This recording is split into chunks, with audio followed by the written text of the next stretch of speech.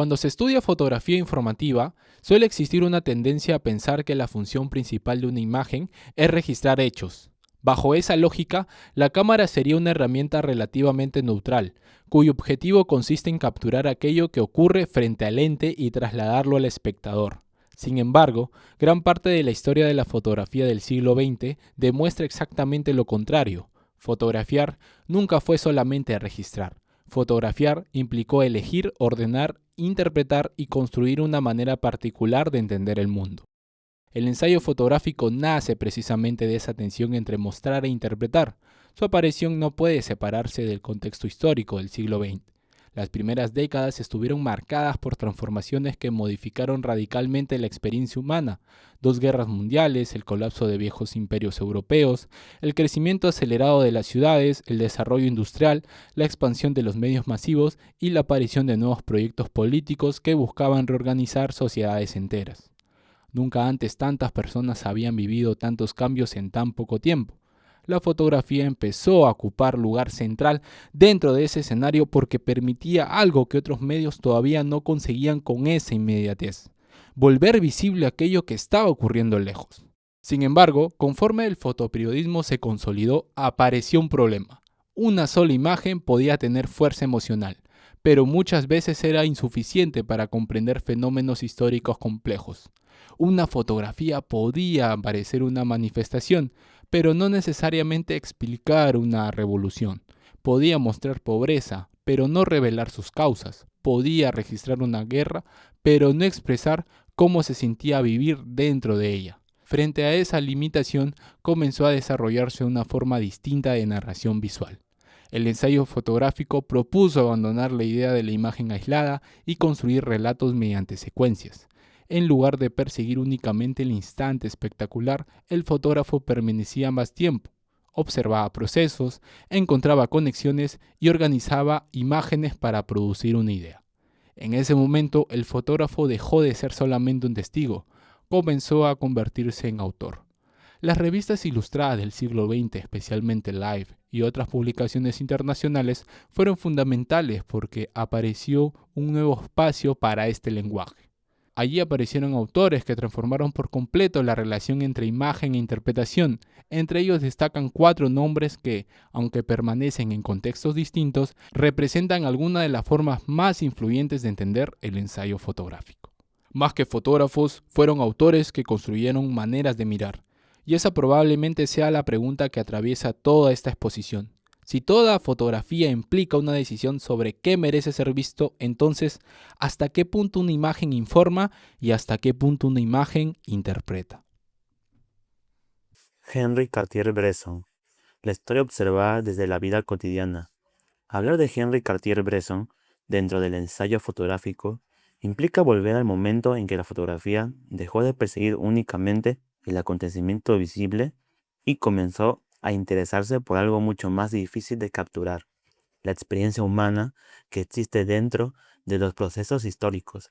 Aunque hoy suele recordarse principalmente por la expresión "el instante decisivo", reducir su trabajo a esa idea significa perder gran parte de la profundidad de su propuesta visual y de su relación con el siglo XX.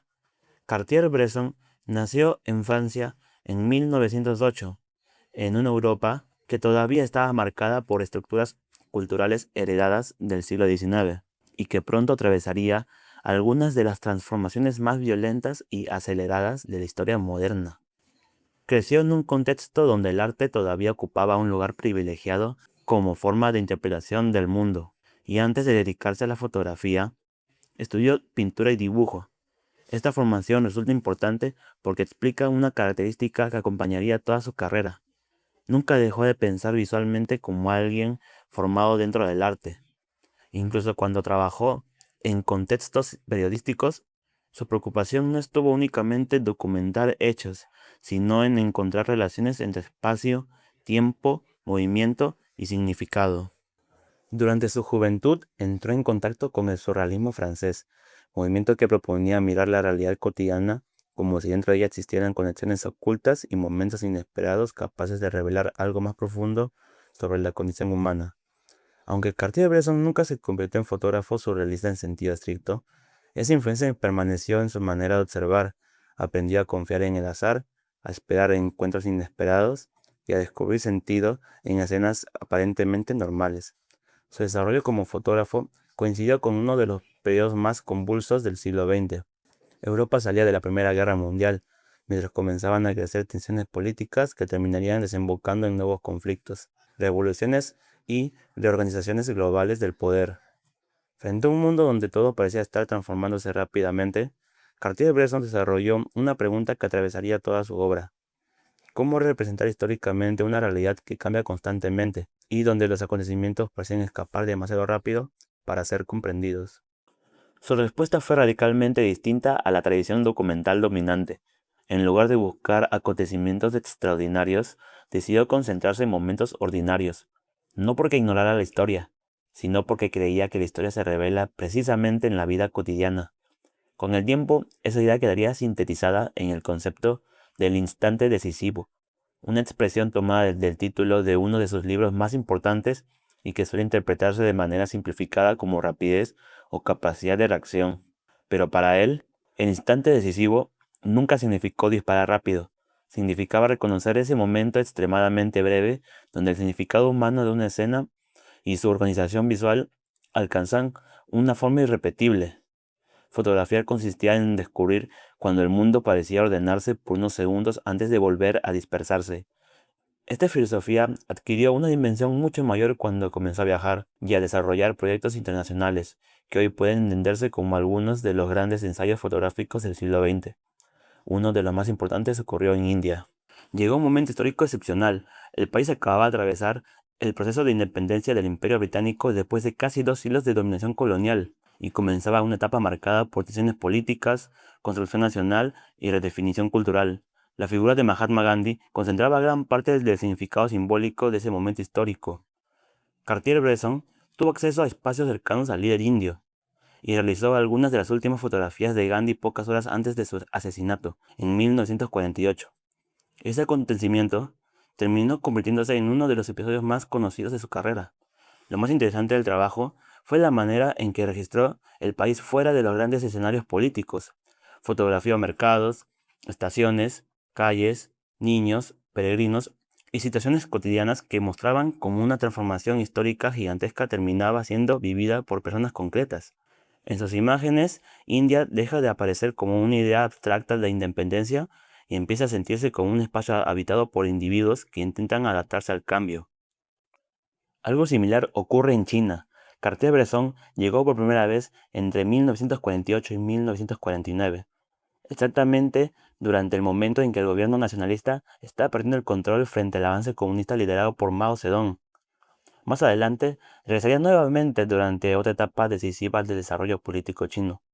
Lo extraordinario de este trabajo es que evitó conscientemente el espectáculo ideológico, mientras gran parte de la representación internacional de China está centrada en líderes, discursos y símbolos del cambio político. Él fotografió mercados abarrotados, personas esperando, espacios públicos y escenas donde el cambio histórico aparecía incorporado dentro de acciones normales. La revolución existía en sus fotografías, pero aparecía encarnada en cuerpos y rutinas. Ese mismo interés por devolver dimensión humana a escenarios altamente politizados aparece cuando viaja a la Unión Soviética. Durante gran parte del siglo XX, Rusia había sido representada internacionalmente mediante imágenes profundamente ideologizadas. Existían por un lado las narrativas oficiales del Estado soviético y por otra una mirada occidental que frecuentemente reducía el país a un símbolo político. Cartier-Bresson intentó escapar de ambas posiciones. Durante su estancia registró escenas urbanas, conversaciones, espacios públicos, familias y actividades cotidianas. Lo interesante es que sus fotografías no buscan confirmar ni negar un relato político específico, buscan mostrar cómo una sociedad vive dentro de estructuras históricas enormes. Esa aproximación era especialmente significativa porque sugería que incluso dentro de sistemas políticos altamente centralizados seguían existiendo experiencias humanas complejas e imposibles de reducir a propaganda. Su paso por Cuba continúa esa misma lógica. Después del triunfo revolucionario de 1959, la imagen internacional del país estaba dominada por representaciones heroicas de la revolución y por figuras políticas convertidas rápidamente en símbolos globales. Cartier-Bresson llegó cuando el país todavía estaba construyendo una nueva identidad. Evitó concentrarse únicamente en el espectáculo revolucionario. Fotografió calles, espacios de convivencia, expresiones ambiguas, momentos de expectativa y escenas donde podía percibirse cómo una transformación política empezaba a modificar hábitos cotidianos. No buscó retratar el triunfo, buscó observar cómo se vive después del triunfo. Y probablemente ahí aparece la razón por la que sigue siendo una figura central para entender el ensayo fotográfico. Él nunca intentó explicar países completos ni construir imágenes definitivas sobre procesos históricos. Lo que hizo fue algo más difícil: observar cómo los grandes cambios del siglo XX se vuelven visibles en pequeñas acciones humanas. Sus fotografías siguen funcionando porque recuerdan algo que a veces el periodismo olvida. La historia nunca ocurre solamente en lugares donde se toman decisiones. La historia también ocurre donde alguien espera, camina, mira o intenta seguir viviendo mientras el mundo cambia alrededor. William Eugene Smith, el ensayo fotográfico como experiencia humana. Eugene Smith llevó el ensayo fotográfico hacia un territorio mucho más inmersivo y emocional. En su trabajo ya no basta con estar presente frente a una realidad, ni con capturar un instante preciso. Aparece una necesidad mucho más intensa de convivir con aquello que se fotografía hasta comprenderlo desde dentro. Smith pertenece a una generación que creció en medio de cambios profundos en Estados Unidos y cuya formación quedó marcada por dos experiencias históricas decisivas: la Gran Depresión y la Segunda Guerra Mundial. Nació en 1918 y comenzó a trabajar como fotógrafo siendo muy joven, pero desde el inicio mostró una relación difícil con el periodismo tradicional. Mientras gran parte de la prensa empezaba a valorar la rapidez, la capacidad de producir imágenes constantemente y la circulación masiva de información, Smith sentía que el mundo humano era demasiado complejo para ser reducido a una cobertura rápida. Esa tensión lo acompañó durante toda su carrera y explica por qué terminó convirtiéndose en uno de los grandes nombres del ensayo fotográfico. Durante la Segunda Guerra Mundial trabajó como fotógrafo de guerra y pasó largos periodos documentando operaciones militares estadounidenses en el Pacífico. Aquella experiencia tuvo consecuencias profundas sobre su manera de entender la imagen. Smith no salió de la guerra interesado en fotografiar victorias ni acontecimientos históricos monumentales. Salió con una preocupación creciente por aquello que permanece después del conflicto: el agotamiento, el sufrimiento silencioso, las transformaciones que dejan los grandes procesos históricos sobre personas concretas. Esa sensibilidad aparece con claridad cuando entra a trabajar para Life, la revista que probablemente definió el fotoperiodismo del siglo XX. Allí desarrolla ensayos que todavía hoy son considerados fundamentales, porque cambiaron la manera de narrar visualmente. Uno de los más importantes fue Country Doctor, publicado en 1948. El tema parecía simple: seguir la rutina de un médico rural. Sin embargo, Smith transformó algo cotidiano en una experiencia narrativa.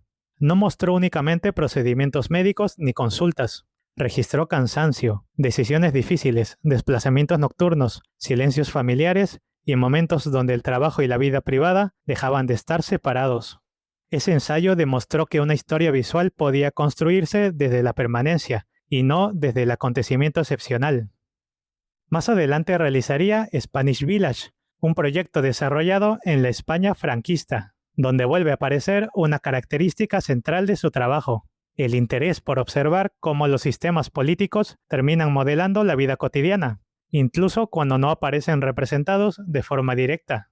Las fotografías muestran una comunidad aparentemente tranquila, pero detrás de esa normalidad aparece una sociedad condicionada por estructuras de control, aislamiento y memoria de guerra. Ninguna de esas experiencias anticipó completamente lo que ocurriría con Minamata. Para entender ese proyecto, es necesario salir momentáneamente de la fotografía y observar el contexto histórico de Japón. Después de la Segunda Guerra Mundial, el país atravesó uno de los procesos de industrialización y crecimiento económico más acelerados del siglo XX. La recuperación japonesa comenzó a convertirse en un símbolo internacional de modernización y eficiencia industrial. Durante años, el crecimiento económico ocupó un lugar central dentro de la construcción de la identidad nacional, pero junto con ese desarrollo aparecieron consecuencias ambientales y humanas que durante mucho tiempo fueron ignoradas. En la ciudad costera de Minamata, desde la década de 1930, Una empresa química llamada Chiso había estado vertiendo residuos industriales con compuestos de mercurio al agua. La contaminación ingresó lentamente al ecosistema marino y terminó acumulándose en peces y mariscos, que seguían siendo consumidos por la población local. Con el tiempo comenzaron a aparecer síntomas extraños que inicialmente nadie lograba explicar. Pérdida de coordinación motora, dificultades del habla, daños neurológicos severos y alteraciones congénitas en niños. Mientras las familias intentaban entender qué estaba ocurriendo, las respuestas del Estado fueron lentas y muchas veces insuficientes. Para cuando Smith llega a Minamata en 1971, la comunidad ya llevaba años enfrentando enfermedad, lucha política, conflictos legales y una sensación creciente de abandono.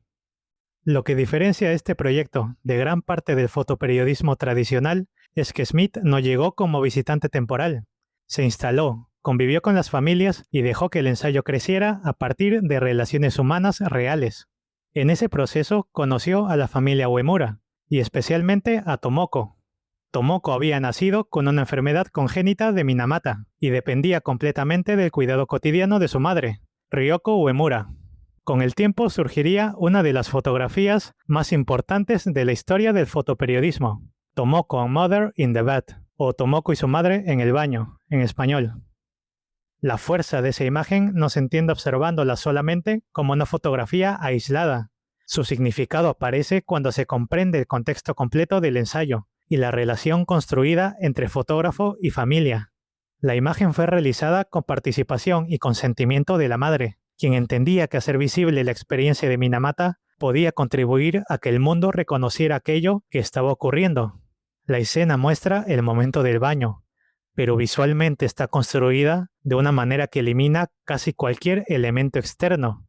El fondo desaparece y la composición concentra toda la atención sobre el vínculo físico entre ambas figuras. La iluminación modela los cuerpos con una suavidad que transforma la escena en algo que se acerca más al recogimiento que al impacto. Muchos historiadores del arte y críticos señalaron el parecido entre esta fotografía y ciertas representaciones religiosas occidentales, especialmente por la manera en que el cuerpo es sostenido y por la sensación de cuidado absoluto que transmite la escena. No se trata simplemente de una fotografía sobre enfermedad, tampoco funciona únicamente como denuncia ambiental. La imagen consigue representar simultáneamente fragilidad, dependencia, intimidad y afecto, sin convertir a Tomoko en objeto de observación.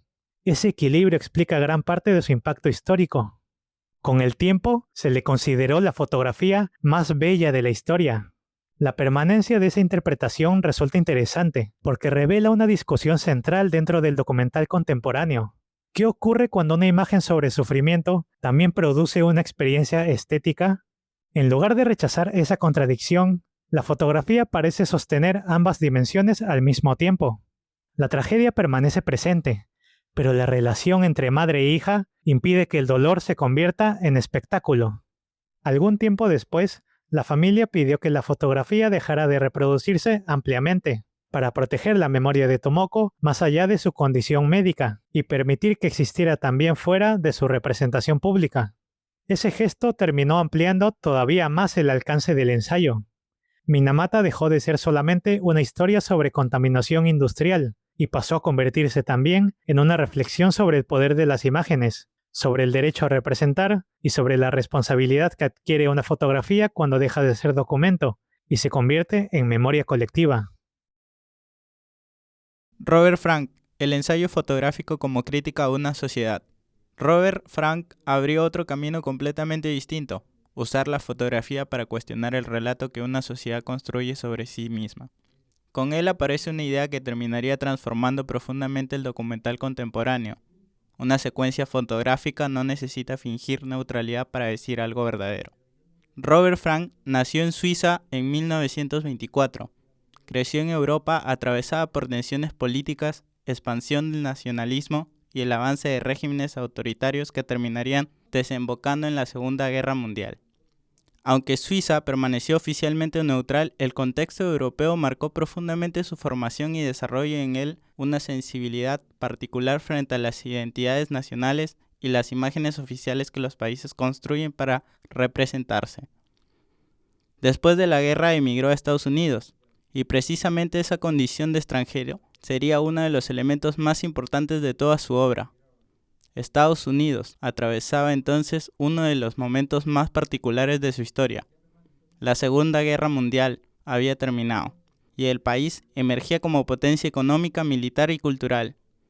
Comenzaba a consolidarse una imagen internacional del llamado sueño americano: crecimiento económico, expansión suburbana, consumo masivo, desarrollo tecnológico y una idea constante de prosperidad. El cine, la publicidad y los medios ayudaban a construir una imagen donde Estados Unidos aparecía como una sociedad moderna, dinámica y optimista. Frank llegó y vio otra cosa. No porque el crecimiento económico fuera falso, sino porque observó que debajo de esa imagen existían tensiones difíciles de representar dentro del discurso oficial. Veía segregación racial, aislamiento, desigualdad, cansancio y una sensación de distancia emocional que no encajaba con la narrativa triunfal de la posguerra. En 1955 recibió una beca Guggenheim que le permitió recorrer Estados Unidos durante meses. Viajó por distintos estados, registrando carreteras, ciudades, estaciones de servicios, bares, desfiles, automóviles, funerales, espacios públicos y escenas cotidianas. Produjo miles de negativos, pero la verdaderamente importante no fue el viaje, fue la edición. Después de todo el recorrido, seleccionó solamente 83 fotos para construir un libro publicado en 1958, The Americans. Hoy es considerado uno de los fotolibros más importantes de la historia, pero en su momento generó una reacción extremadamente negativa. Muchos críticos lo acusaron de mostrar una visión pesimista y poco patriótica del país. Y justamente ahí estaba el centro del proyecto. Frank no intentaba demostrar que Estados Unidos fuera un mal lugar. Intentaba mostrar que ninguna sociedad puede comprenderse únicamente desde la imagen que produce de sí misma. Visualmente el libro rompía con muchas reglas establecidas por el documental clásico. Las fotografías parecían incompletas. Había desenfoques, encuadres inclinados, elementos cortados, contrastes agresivos, momentos aparentemente vacíos. Durante mucho tiempo estos recursos fueron interpretados como errores o falta de técnica, pero en realidad formaban parte del lenguaje del proyecto. Frank entendía que una sociedad fragmentada difícilmente podía representarse mediante imágenes perfectamente ordenadas. En The Americans, el recorrido importa tanto como las fotografías individuales. El libro construye una sensación de desplazamiento constante donde aparecen personas separadas entre sí incluso cuando comparten espacios. Hay una presencia recurrente de ventanas, automóviles, barreras y estructuras que parecen dividir visualmente las escenas. La bandera estadounidense aparece repetitivamente, pero ya no como símbolo heroico, sino como un elemento ambiguo que acompaña situaciones de desigualdad, distancia o incertidumbre. Uno de los aspectos más interesantes del trabajo es la representación racial. Estados Unidos todavía vivía bajo fuertes tensiones vinculadas a segregación y derechos civiles.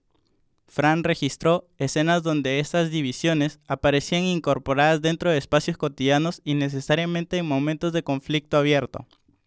Eso permitió mostrar que muchas estructuras sociales funcionan precisamente porque logran parecer normales. Con el tiempo, The Americans dejó de ser leído únicamente como un proyecto sobre Estados Unidos y comenzó a entenderse como una reflexión más amplia sobre la modernidad y sobre la dificultad de encontrar sentido dentro de las sociedades organizadas alrededor del movimiento, el consumo y la producción de imágenes. Robert Frank cambió el ensayo fotográfico porque mostró que documentar no significa confirmar una realidad visible. También significa preguntarse qué cosas permanecen ocultas incluso cuando todos las tienen enfrente. Sebastián Salgado, fotografía del ser humano cuando el mundo cambia de escala. Cuando Sebastián Salgado aparece dentro de la historia del ensayo fotográfico, El mundo ya no es el mismo que observaron Cartier-Bresson, Eugene Smith o incluso Robert Frank.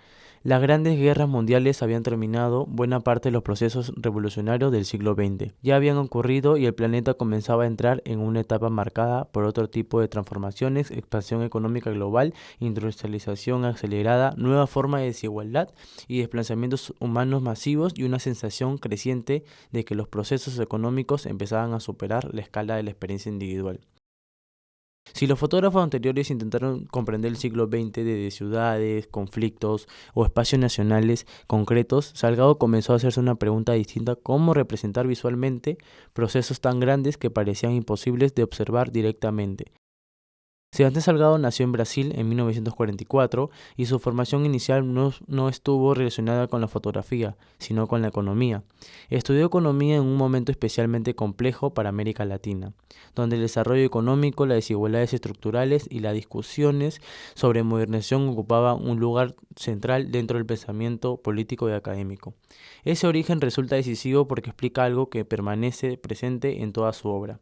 Salgado nunca observa únicamente personas aisladas o escenas íntimas, siempre existe una preocupación por entender cómo las vidas individuales están atravesadas por estructuras económicas, históricas y sociales más amplias. Su acercamiento a la fotografía ocurrió relativamente tarde y durante sus primeros años, comenzando a trabajar proyectos documentales internacionales. Sin embargo, rápidamente desarrolló una metodología distinta a la del fotoperiodismo convencional. En lugar de perseguir acontecimientos puntuales o noticias inmediatas, empezó a construir proyectos y podían expandirse durante años y que buscaban comprender fenómenos completos. Esa decisión transformó completamente la escala del ensayo fotográfico. Ya no se trataba únicamente de acompañar una historia o seguir personajes específicos. Se trataba de observar movimientos históricos completos y encontrar dentro de ellas experiencias humanas capaces de darle sentido. Uno de los proyectos que mejor representa esta forma de trabajar fue Workes, desarrollado durante años y publicado en la década de 1990. El proyecto surge en un momento donde muchas formas tradicionales de trabajo estaban desapareciendo como consecuencia de transformaciones tecnológicas y económicas. Salgado entendió que estaba ocurriendo algo históricamente importante. Ciertas formas de relación entre cuerpo y producción que habían definido siglos enteros comenzaban a extinguirse. Decidió entonces recorrer distintos países documentando actividades laborales que parecían pertenecer simultáneamente al presente y al tiempo histórico. Dentro de este proyecto aparece una de las series más conocidas de toda su carrera, Serra Pelada, una mina de oro ubicada en Brasil que durante la década de 1980 llegó a reunir decenas de miles de trabajadores en condiciones extremadamente precarias. Las fotografías producidas allí se volvieron icónicas porque genera una sensación difícil de describir. A primera vista parecen imágenes históricas o escenas antiguas, pero en realidad muestran una situación contemporánea. Miles de personas aparecen ascendiendo de pendientes de tierra cargando materiales sobre sus cuerpos mientras el paisaje pierde la escala humana y comienza a aparecer una estructura gigantesca que absorbe individuos. La potencia de esas imágenes no está solamente en mostrar condiciones laborales difíciles, lo que vuelve tan impactante a Serra Pelada es la contradicción visual que produce. Las fotografías parecen monumentales, casi épicas, pero representan cuerpos sometidos a esfuerzos extremos. Muchos críticos y observadores establecieron relaciones con pinturas históricas, escenas bíblicas o representaciones clásicas del trabajo, porque la composición transforma algo local en una imagen que parece hablar sobre siglos completos de historia laboral. Pero justamente ahí comenzó también uno de los debates más importantes alrededor de Salgado. Desde muy temprano algunos críticos señalaron que sus fotografías corrían el riesgo de estilizar el sufrimiento. Argumentaban que la belleza visual, el contraste intenso del blanco y negro y la construcción monumental podían volver demasiado atractivas realidades profundamente duras. Esa crítica acompañó gran parte de su carrera. Sin embargo, otros autores defendieron una posición diferente. Señalaron que el trabajo de Salgado no embellece el sufrimiento, sino que devuelve la dignidad visual a personas que históricamente habían sido representadas únicamente como cifras, problemas sociales o víctimas anónimas. Bajo esta lectura, la fuerza estética no funciona como decoración, sino como una forma de obligar al espectador a permanecer frente a imágenes que normalmente evitarla observar. Esta discusión se volvió todavía más relevante en Éxodos, uno de esos proyectos más extensos y ambiciosos. Desarrollado durante los años 90, el trabajo surge en un contexto marcado por migraciones masivas, desplazamientos por conflictos armados, transformaciones económicas y crecimiento urbano acelerado. Salgado recorrió múltiples regiones registrando personas que abandonaban territorios rurales, refugiados, comunidades desplazadas y poblaciones obligadas a reconstruir sus vidas. Lo interesante del proyecto es que evita representar la migración únicamente como emergencias o crisis. Las imágenes construyen algo más completo. Muestran espera, incertidumbre, movimiento constante y la sensación de habitar espacios temporales. En lugar de reducir procesos globales a estadísticas o mapas, Salgado devuelve cuerpo y presencia a quienes viven dentro de esos cambios históricos. Después de años fotografiando conflictos humanos y procesos económicos, ocurrió un gran cambio importante en su trayectoria. Salgado comenzó a experimentar agotamiento profundo frente a la acumulación constante de experiencias vinculadas al sufrimiento humano. Esa transformación terminó dando origen a Génesis. A diferencia de sus proyectos anteriores, Génesis no buscaba registrar crisis sociales ni trabajo humano. El objetivo era fotografiar territorios, ecosistemas y comunidades que conservaran formas de relación menos transformadas por el desarrollo industrial contemporáneo. Durante años recorrió distintos continentes buscando espacios donde todavía fuera posible observar vínculos distintos entre personas y entorno. Para algunos representaba una búsqueda de esperanza después de décadas documentando desigualdad y desplazamiento. Para otros habría preguntas complejas sobre si realmente una naturaleza separada de la historia o si toda representación de lo intacto implica también una construcción cultural. Más allá de esas discusiones, el lugar de Salgado dentro del ensayo fotográfico resulta difícil de cuestionar. Transformó la escala del documental, demostró que todavía era posible construir relatos visuales extensos en una época dominada por velocidad e imágenes instantáneas. Y sobre todo recordó algo que conecta su obra con los demás autores de esta exposición. Incluso cuando fotografiamos procesos económicos, migraciones, trabajo o transformación ambiental, aquello que permanece en el centro sigue siendo la experiencia humana. Lo que permanece después de recorrer estas obras no es una conclusión cerrada, no una idea que se pueda fijar con precisión, sino una forma de mirar que se vuelve más difícil de desactivar. Porque cuando la fotografía deja de entenderse como un registro neutral, se reconoce como una construcción. Ya no es posible volver a verla del mismo modo, cada encuadre empieza a revelar sus decisiones internas, cada silencio dentro de la imagen adquiere un peso, cada fragmento visible sugiere la existencia de un afuera que no ha sido incluido. En Cartier-Bresson, esta construcción se esconde detrás de la aparente espontaneidad. La vida cotidiana parece fluir sin intervención, pero la sostiene la imagen que es una precisión externa en la relación entre tiempo y en forma. En Smith hay un cambio, porque la construcción se vuelve casi invisible por exceso de la cercanía. La realidad no se observa desde una distancia segura, sino que se comparte hasta el punto de diluir los límites entre quien se mira y lo que es mirado. Frank rompe deliberadamente la ilusión de equilibrio. Sus imágenes no buscan estabilizar el mundo, sino deja expuesta su fragmentación, incluso si ello incomoda al espectador. Y Salgado lleva esa misma tensión a una escala donde el humano parece simultáneamente diminuto y monumental, atrapado entre la belleza de la forma y la dureza de las condiciones que la producen.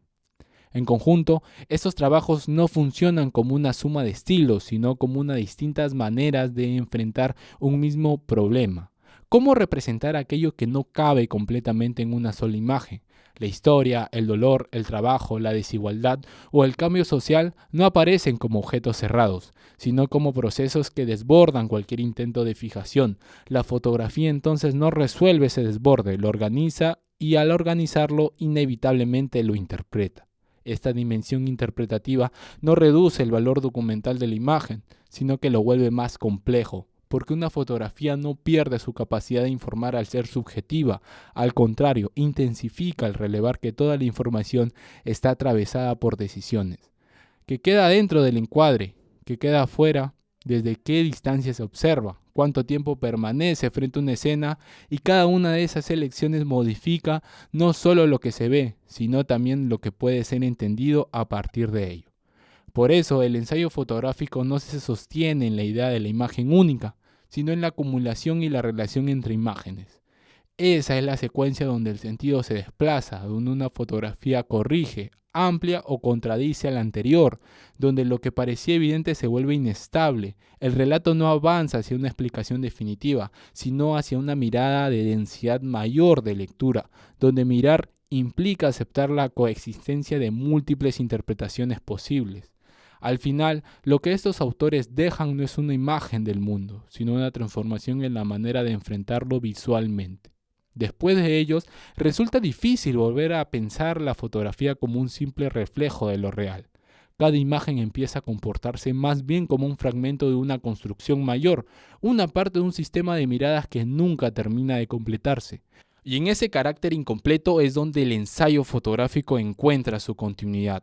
Porque lo que muestra no se agota en lo que representa, sino se prolonga en lo que deja abierto, la sensación de ver que nunca es un acto final, sino un proceso que se sigue actuando incluso cuando la imagen ya ha sido retirada de la vista.